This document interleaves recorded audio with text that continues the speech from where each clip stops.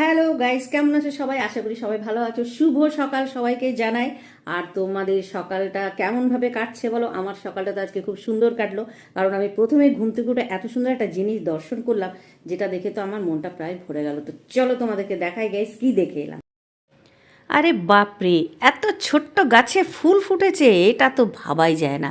ছোট ছোট ফুল তো অনেক রকমের ফুটেছে, তো তার মধ্যে দেখো দেখো কালারটা তো দেখো, জবা ফুলের কালারটা দেখো, মানে জাস্ট ফাটাফাটি।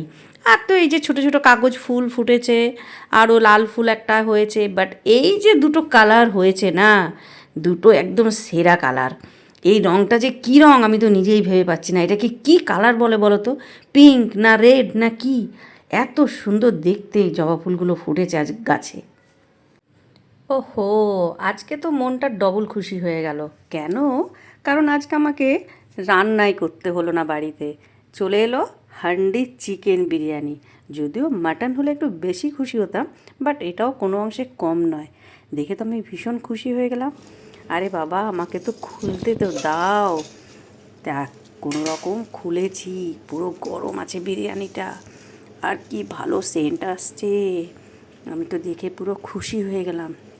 বাও, কালারটা তো একদম বলার নেই, এত সুন্দর দেখতে লাগছে। আর আমি তো ভীষণ এক্সাইটেড হয়ে গেলাম দেখে। ভাবলাম গরম আছে, এই সময় সকলের জন্য সার্ভ করে দিই। আর দেখতে তো দারুণ সুন্দর হয়েছে, আর খেতেও একটু টেস্ট হয়েছিল, কারণ আমি একবার একটু টেস্ট করে দেখলাম খেয়ে। আরে বাপরে, দারুণ দেখতে হয়েছে। আর এই রেস্টুরেন্টের খাবারটা আমি এবার ফার্স্ট নিয়ে এসেছিলাম, কিন্তু খুব ভালো মানে বানিয়েছিল, রেসিপিটা খুব সুন্দর হয়েছিল খেতে। যাই হোক, আমি নিয়ে নিলাম প্লেটের মধ্যে। আর তোমাদেরকে দেখায় চিকেনের পিসটা। আরে আরে পড়িস না ভাই, এই দেখো কি সুন্দর। তো দিনটা কিন্তু আমার আজকে দারুণ গেল। তো আজকে সকালে তো তোমরা দেখলে আমার আজকে লাঞ্চ হয়েছিল হান্ডি চিকেন বিরিয়ানি, যেটা খেয়ে আমার আর কিছু খেতেই ইচ্ছে করছিল না। সন্ধ্যাবেলায় হালকা একটু টিফিন করলাম, জাস্ট একটু কফি টফি খেলাম। আর আজকে রাত্রে কি খেয়েছি, রাত্রের খাবার যে এত সিম্পল, তোমাদের তো সেটা না দেখালে হবে না। দেখো, আমি কুকারে করে নিয়েছি গোবিন্দভোগ চালের ভাত, মাখা মাখা গোবিন্দভোগ চালের ভাত, আর দিয়ে দিয়েছিলাম তার সাথে আলু কেটে।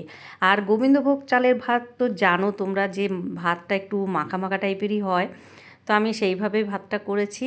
আলুটা কেটে দিয়ে দিয়েছিলাম, সেদ্ধ হয়ে গেছে অটোমেটিক। আর একটু নুন আমি গরম ওই যখন ভাত করছিলাম তখন ওর মধ্যেই লবণ দিয়ে দিয়েছিলাম। এখন দিয়ে দিলাম বাটার।